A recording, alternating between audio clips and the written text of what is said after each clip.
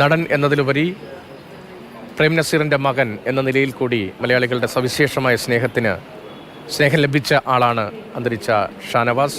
സൗമ്യ മുഖമായിരുന്നു. മലയാളത്തിലും തമിഴിലും ഉൾപ്പെടെ വേഷം ഇട്ടിട്ടുണ്ട്. പ്രേം നസീറിനൊപ്പവും ആദ്യകാലത്തെ സിനിമകളിൽ അഭിനയിച്ചിട്ടുമുണ്ട്.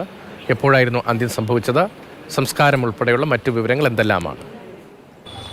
രതീഷ്, കഴിഞ്ഞ ദിവസം രാത്രി 7:30 കൂടിയാണ് ഷാനവാസിനെ തിരുവനന്തപുരത്തെ സ്വകാര്യ ആശുപത്രിയിൽ വൃക്ക സംബന്ധമായ അസുഖവുമായി പ്രവേശിപ്പിച്ചത്. പിന്നീട് അദ്ദേഹത്തിൻ്റെ ആരോഗ്യനില മൂർച്ഛിക്കുകയായിരുന്നു. ഏകദേശം 11:40 കൂടിയാണ് അദ്ദേഹത്തിൻ്റെ മരണം സംഭവിച്ചത്. തുടർന്ന് 12:30 കൂടി തന്നെ മൃതദേഹം വഴുതക്കാട് ഉള്ള അദ്ദേഹത്തിൻ്റെ ഫ്ലാറ്റിലേക്ക് എത്തിച്ചു. അവിടെയായിരുന്നു രാത്രി മുഴുവൻ മൃതദേഹം. പക്ഷേ മൃതദേഹം കാണുന്നതിന് വേണ്ടിയിട്ടോ അന്തിമോപചാരം അർപ്പിക്കുന്നതിന് വേണ്ടിയിട്ടോ മറ്റുള്ളവർക്ക് പ്രവേശനമില്ലായിരുന്നു. പ്രത്യേകിച്ച് മാധ്യമങ്ങൾക്കൊന്നും തന്നെ അങ്ങോട്ടേക്ക് പ്രവേശനമില്ലായിരുന്നു. അടുത്ത ബന്ധുക്കൾക്കും സുഹൃത്തുക്കൾക്കും മാത്രമായിരുന്നു മൃതദേഹം കാണാനൊരു അനുമതി ഉണ്ടായിരുന്നു. പിന്നീട് രാവിലെ 9:30 കൂടിയാണ് അദ്ദേഹത്തിൻ്റെ മൃതശരീരം കുളിപ്പിക്കുന്നതിന് വേണ്ടി മറ്റ് മതപരമായിട്ടുള്ള ആചാരങ്ങൾക്ക് വേണ്ടി പള്ളിയിലേക്ക് കൊണ്ടുപോയത്. പിന്നീട് ഇങ്ങോട്ടേക്ക് എത്തിച്ച മൃതദേഹമാണ് ഇപ്പോൾ പൊതുദർശനത്തിനായി വച്ചിട്ടുള്ളത്. ആദ്യഘട്ടത്തിൽ പൊതുദർശനത്തിനും ബന്ധുക്കൾക്ക് മാത്രമായിരുന്നു അനുമതി ഉണ്ടായിരുന്നത്. തുടർന്ന് ഇപ്പോൾ മറ്റെല്ലാവർക്കും അനുമതിയുണ്ട്. അദ്ദേഹത്തിനെ അവസാനമായി ഒന്ന് കാണുന്നതിന് വേണ്ടിയിട്ടും അന്തിമോപചാരം അർപ്പിക്കുന്നതിന് വേണ്ടിയിട്ടും മുൻ പ്രതിപക്ഷ നേതാവ് കൂടിയായിട്ടുള്ള രമേശ് ചെന്നിത്തല ഉൾപ്പെടെയുള്ളവർ, മുൻ DCC പ്രസിഡന്റ് പാലോട് രവി, അതുപോലെ തന്നെ സിനിമാ മേഖലയിലും